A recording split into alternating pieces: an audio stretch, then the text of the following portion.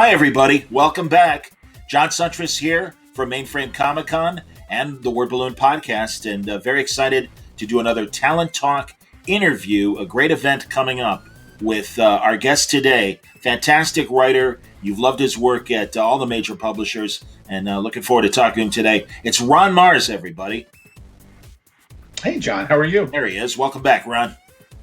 Thanks for having me. It's a pleasure to see you as always, but even more so now that we can't even see each other at shows or anywhere else.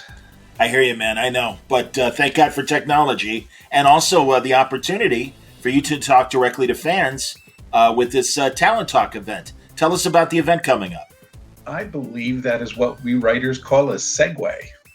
That is what we're doing in lieu of actually being able to be at shows and be actually across the table from attendees at conventions, as we're doing some Q&A sessions online and through Talent Talk Live, and they're really going to be pretty loose, pretty informal, and ultimately we're going to go in whatever direction the attendees would like to go. So I'm happy to answer whatever questions they might have about Hal Jordan going nuts, or how big the Silver Surfer surfboard is, or who would have actually won the Wolverine versus Lobo fight in Marvel versus DC, and I guess we'll probably tell a few tales out of school too while we're doing it. Sounds great, man. And that's a good thumbnail of some of the big highlights of your career over the days. And we should talk about some of those moments, like Emerald Twilight. Am I right? Wasn't that what it was called? The event where poor Hal went nuts? For good or ill, that's what it was called. Because back then we called anything that had to do with Green Lantern Emerald something or other. And obviously it was sort of the bookend to Emerald Dawn, which had sort of relaunched Hal into the DC universe, 5 or 6 years before. Well, and tell me about, because it's always interesting when a character and the company is making a conscious choice to retire a character. I mean, and it's only happened a few times, and I certainly remember in the 80s when they did it with Barry Allen, and I understand. I mean, God, if you look at the sales, it really, there was a need to kind of boost things in Flash and maybe go into a different direction. What was the thinking in terms of what to do with Hal? Well, comics are forever the shotgun marriage of art and commerce. And when the commerce end of things isn't going well, there's a change in the art. That's the capital A art, not just who's drawing the book. So,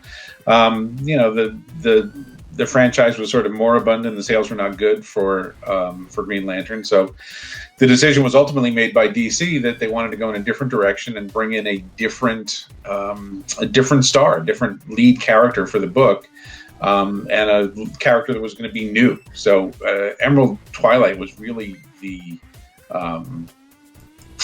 really DC editorial's storyline to remove Hal from being the lead in the book, and then sort of, the rest of it was deposited on our plate, Darryl Banks and myself, to create a new Green Lantern, which we did, and Kyle Rayner, of course. And Yep. you have to remember that this is the era in which the death of Superman and the breaking of Batman's back were big deal storylines that were hugely successful. So this was the next natural. This was the natural progression for the next storyline. And the main difference being that, Superman didn't stay dead and Batman didn't stay broken. But for more than a decade, Kyle remained the main character in the book, not Hal. Right, and also the breakup of the Green Lantern Corps. I mean, not only was he the new Green Lantern, he was the only Green Lantern, it seemed. And I loved that that origin of just being in the alley and the Guardian just handing him a ring and going, "You'll do." Well, And, that kind of thing, that maybe a guy that wasn't prepared for the mantle that he just got thrust upon him and everything was now going to be a big hero. Well, I always find to me, the story of the hero becoming the hero is generally a lot more interesting than the hero being the hero. And traditional superhero comics are generally a lot of middle. There's an origin story, and then there's a lot of middle because they don't really end. So for our purposes, we wanted to lean into that origin story and have the growing of the hero be a big part of the storyline. Have somebody who was not a hero when he inherits this mantle. Obviously, Hal being very much a creation of the 60s, late 50s, obviously, but really coming into his own in the 60s and in the space race. Hal is a great character, and he was basically Chuck Yeager with a magic ring. So we wanted to do something different. If the editorial edict was to take Hal out of the book and go in a different direction, we wanted to go in as much of a different direction as possible, or as much as we were allowed, with the lead character. So I grew up as a Spider-Man fan as a kid, and I always felt like Spider-Man was the everyman character. He was the character that you could see yourself being. You didn't necessarily see yourself as, millionaire Bruce Wayne or last son of Krypton Clark Kent. Those were very specific, unique people, and you didn't really aspire to be them. But you could kind of feel like you could be Peter Parker. You could be the nerd who couldn't get a date in school and yet was secretly the hero. So we really leaned into that everyman sensibility for Kyle. We wanted it to kind of be, all right, what happens if you get the power ring? What happens if just a normal guy gets the power ring and has to live up to that mantle? He was not somebody who was a fearless test pilot before he ever got the ring. He was not a hero in any way. And, I've used the example before. To me, I'm always enthralled by characters who are just regular people, ordinary people who get thrust into extraordinary circumstances. Cary Grant in North by Northwest is always my go-to example. He's thrust into this spy plot, and he has no idea what he's doing, and he's not prepared for it all. To me, that makes the audience root for him that much harder. Understood. Absolutely. As Kyle's origin story began, there was an interesting controversy that I think you, frankly, in my opinion, innocently walked into, and that was the death of Kyle's girlfriend. And I think people were very shocked by it. Again, we're in a very culture-sensitive time right now as well.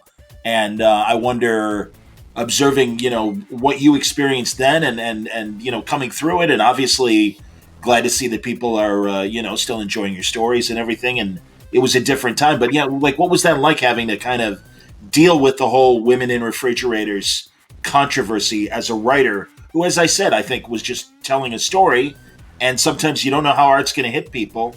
And there was a portion of the audience that obviously, took offense. Sure. Well, it was a shocking, horrific thing, and it was intended to be a shocking, horrific thing because this is a thing that the bad guy did. Generally, bad guys are known to be bad guys because they do bad things. So we absolutely wanted to show, this was a really bad person, and that the stakes of having this power ring for Kyle didn't just affect him. It was a danger to everybody around him, and certainly, it leans into, kind of unwittingly at the time, into the trope of the hero's girlfriend being at risk, and the hero never really being at risk. It's the Gwen Stacy thing. Yep. And I honestly, I don't think I had even read the Gwen Stacy arc, at that point in my life. I was still fairly young when I wrote the Green Lantern stuff. So I was aware of it. I knew what happened to Gwen Stacy, but to me, it was much more of an Uncle Ben moment than a Gwen Stacy moment. Sure. But I can see in retrospect, certainly, that's the example that everybody goes to. But it was, in my mind, it was really the Uncle Ben thing where the hero is irresponsible and the people around him pay the price. in our case, it was his girlfriend, because he didn't really have much else in the way of family. Right. And look, we wanted it to hurt. We wanted the readers to really kind of fall in love with Alex. That's his girlfriend's name. In the issues leading up to this, because I always knew that there was going to be this traumatic event that would have an impact on the book and would end up forcing him to move from one coast to the other and really kind of upend how the book was set up. We wanted it to be rough, and we wanted you to be upset about it. If you're going to kill off a character and the audience isn't upset, you maybe didn't do the right job. If nobody cares about the character you killed off, you picked the wrong character.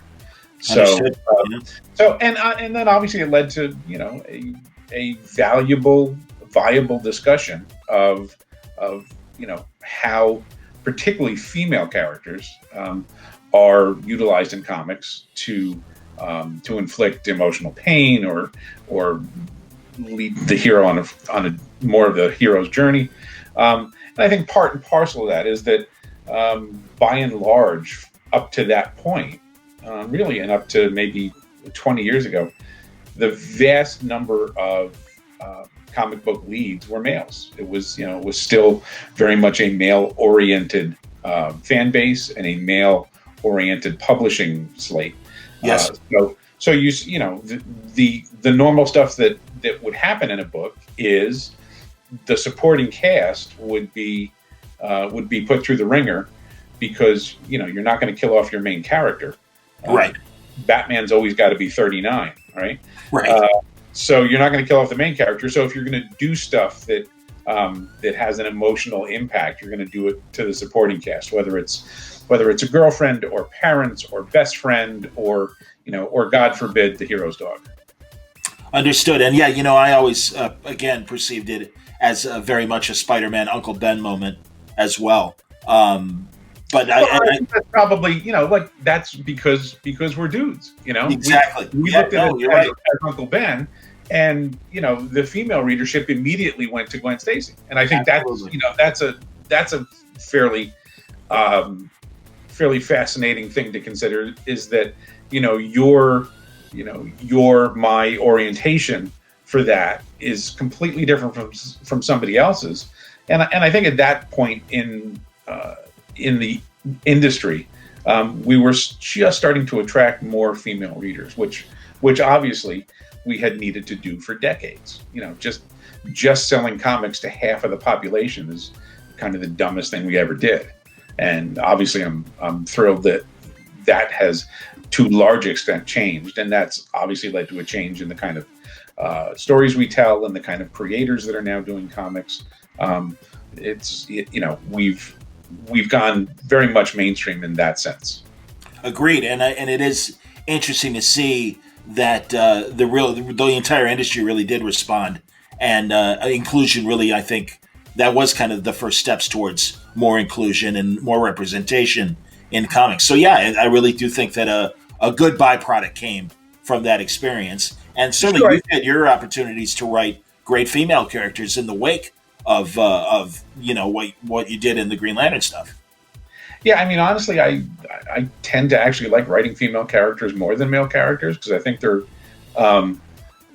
they tend to be a little bit more emotionally mature, intellectually sound, and to a certain extent, a little bit more on top of things than the male characters. So, I mean, doing almost 10 years on Sarah Pazzini for Witchblade was great. I adored her. I adored the character. I adored the concept.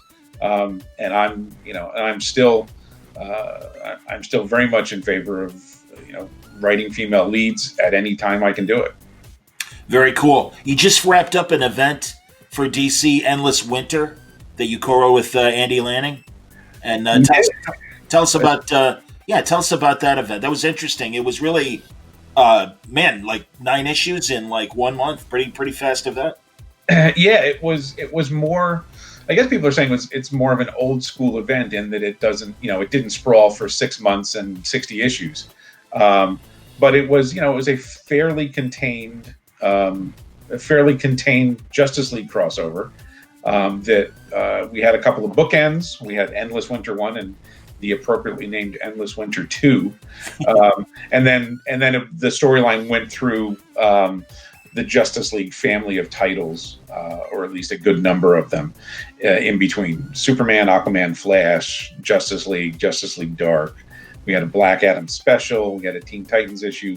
So so the task really became, okay, what story do we want to tell in this space? We know we've got 9 issues because those were the books selected to take part in the crossover, and then you figure out how you parcel out your story across those 9 issues, and probably I guess a little more than 200 pages. So, wow. As it worked out, Andy and I got to write everything from soup to nuts, which I think made the logistics a lot easier. And it, allowed us to be sort of the central focus on doling out story points and making sure that everything was consistent with, a dozen just amazing artists that took place that took part in the whole thing. So it was a big chunk of work, but these are pandemic times. It's not like we were leaving the house. So we lived endless winter for part of the summer and fall as we got everything in place, and to add to the scheduling issues. Obviously, if you're going to do a crossover that's going to come out in December, and part 1 came out the first week of December, part 9 came out the last week of December, and everything else filled in between. You've got to have your books done even earlier because of holiday printing schedules. So sure. All credit to DC's editorial team, led by Alex Carr in this case, and Andrea Shea, really riding hard on us pretty hard to make sure that everything got done on time, and that all the art teams had pages to work on as soon as they were ready to work on them. And it was a real juggling act to get everything pointed in the right direction, get everything done when it was supposed to be done. But we couldn't be more happy with how it came out. It was just a fun story to do. It's not a crossover that was intended to everything was wrong or change the DC universe. Was that forever? It was just a big, fun Justice League story. We planted some seeds within the books that will spool out into 2021. But for the most part, what we wanted to do was give you 200 pages of winter fun that you could unwrap mostly before Christmas.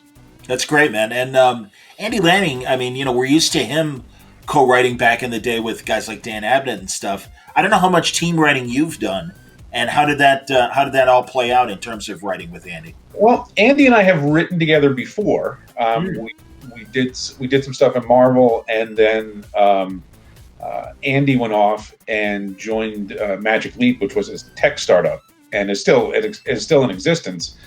But the focus of the company changed from creative stuff, thanks to the pandemic, thanks to the world economy, changed more towards technical stuff rather than creative stuff right now.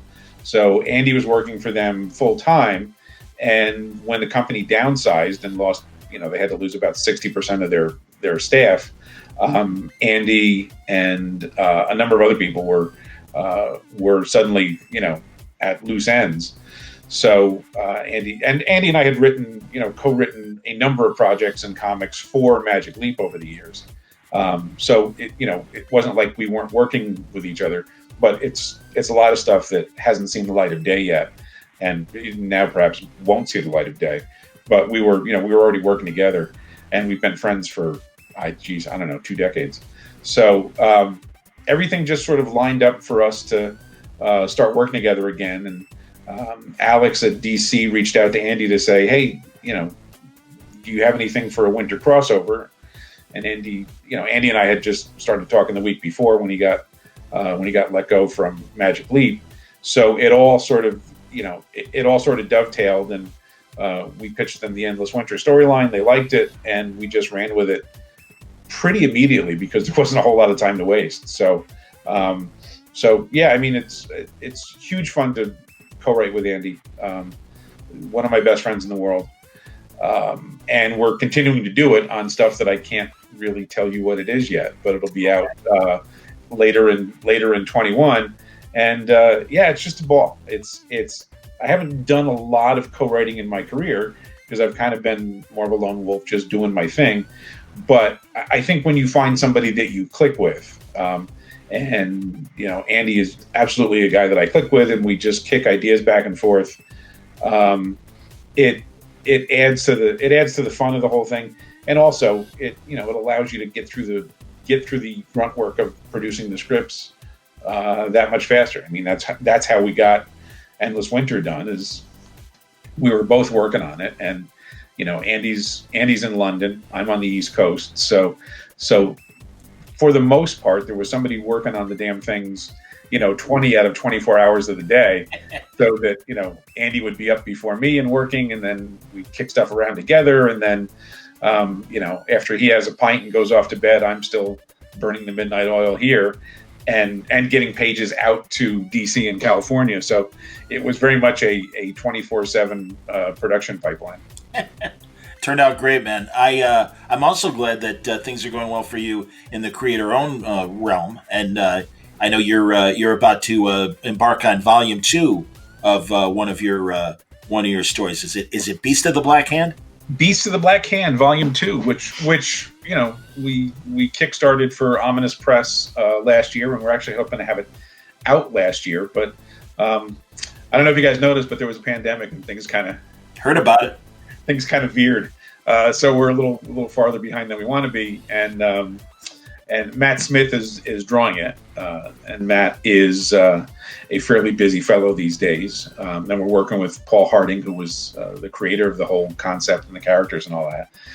And Matt tore his rotator cuff, which is not a great thing to do when you're an artist. Oh my God, yeah. So Matt is still plowing through pages, but they're coming a little slower than they normally would because real life intervenes. And I think Matt's like major league pitching career is probably never going to come back at this point. Yeah, jeez, that sucks, man. No, tell people about Beast of the Black Hand.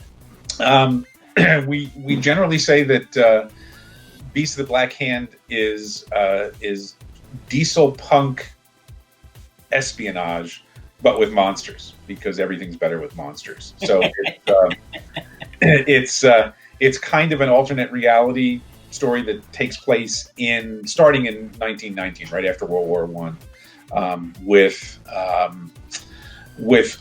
a lot of characters that are actually real people.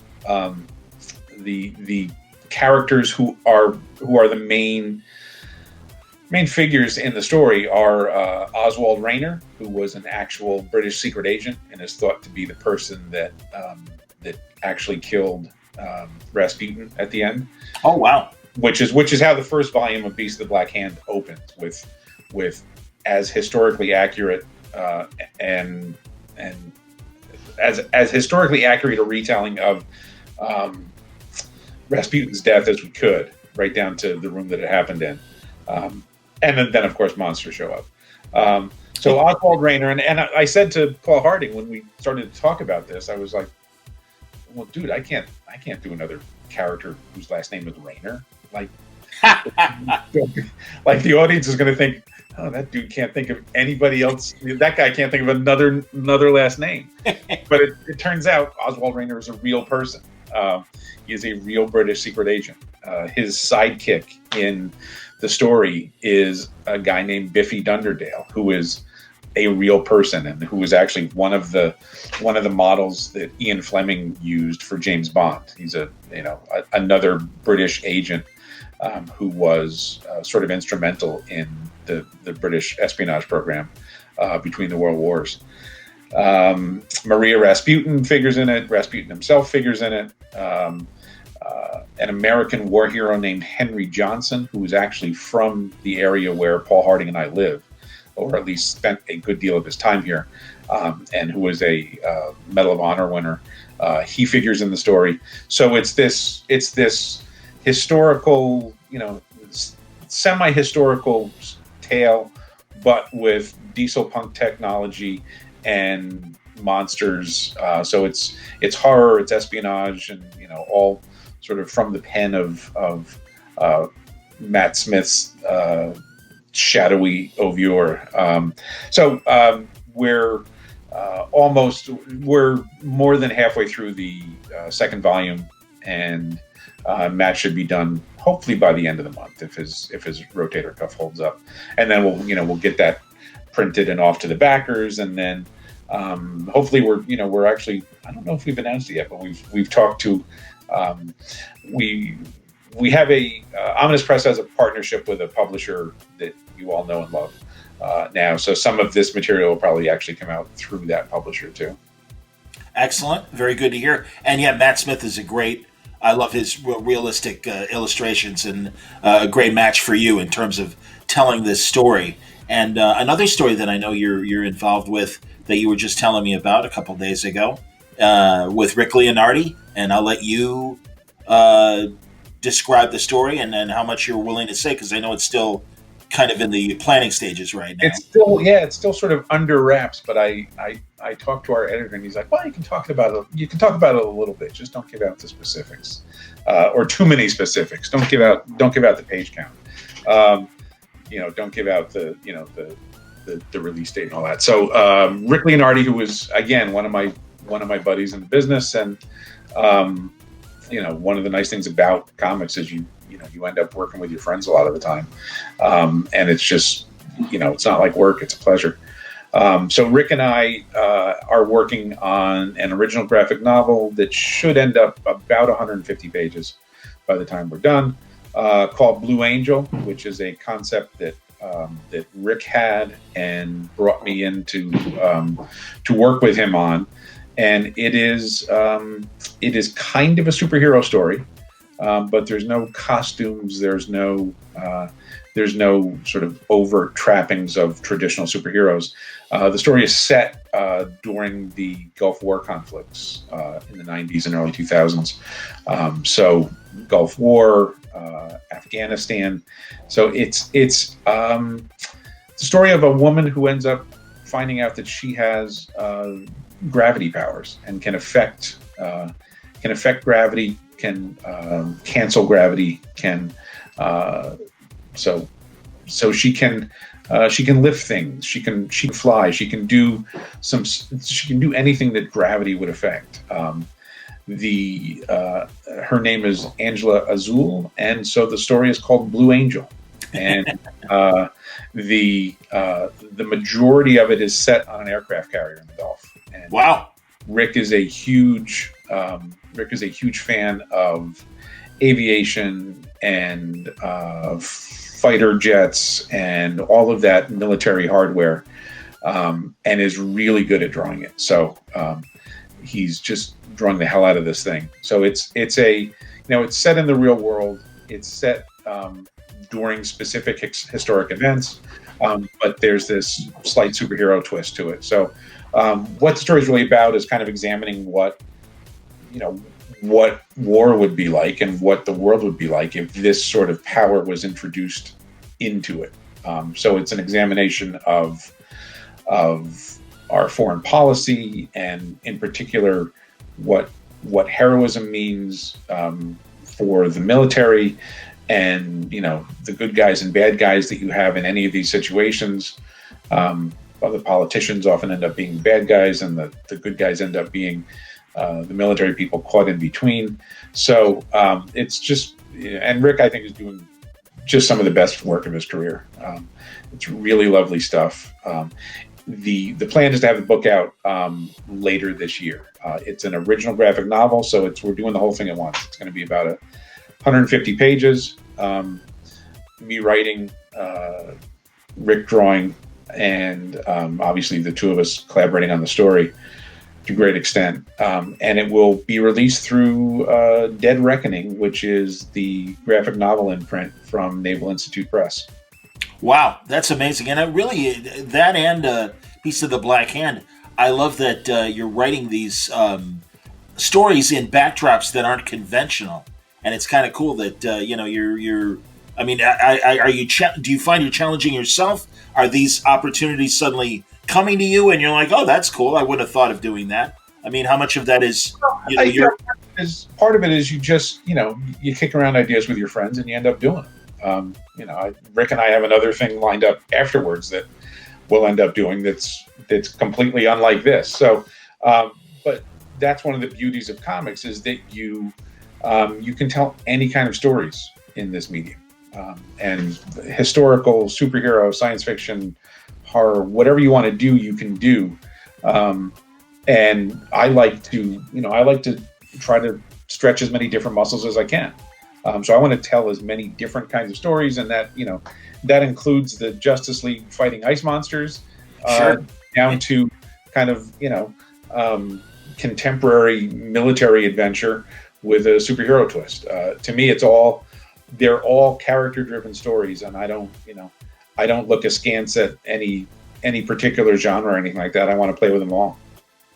That's excellent, man. And I think a great opportunity for people to jump on your Talent Talk on the 21st. And if they just want to talk comics, that's great. But also if they really want to get some interesting tips on writing and stuff, I think your entire body of work represents a lot of different areas that I think people will glean a lot of great information from. So that's we'll run the gamut, and if you want to hear about how Marvel versus DC came together, we'll talk about that. Or if you want to talk about how you break down a script and or how you end up pitching books to publishers. That sort of stuff is constantly evolving. So I'm happy to discuss any of it. It's not my first rodeo, so I've got some tales to tell. Oh, no question. Are we gonna see more DC and Marvel stuff from you in 2021? Yeah, we'd like to. Andy and I intend to keep working together, and we've had some discussions about what the next thing could be. I'm in a position right now where I'm sort of working on 4 or 5 different things, and none of them have been announced yet. So it kind of looks like I'm just sitting here twiddling my thumbs, but I get up every morning and there's a marathon to run. So which is a good position to be in. I mean, it's been great to be really well and truly occupied during the pandemic because honestly, there's nothing else to do. There are no shows. You can't go to the movies. There's no concerts to go to. So hunkering down and getting work done has been great. So that'll be, that looks to be what we're going to, how we're going to occupy ourselves for at least the first half of this year and probably a bit longer. Sounds good, man. Well, and a handful of fans can entertain themselves by joining you next Thursday on this Talent Talk and get a nice conversation going. Hopefully, one that will equal or surpass the one that we're having today. So, hopefully so. I mean, honestly, the chance to meet fans and to have conversations and to just be sort of part of the community that you get from a convention, or even going to the hotel bar after the convention and having a beer with people. Boy, you don't realize how much you value that until it's suddenly taken away from you. So this is our substitute for now, and I hope people come out and we'll all have a pint and have some fun.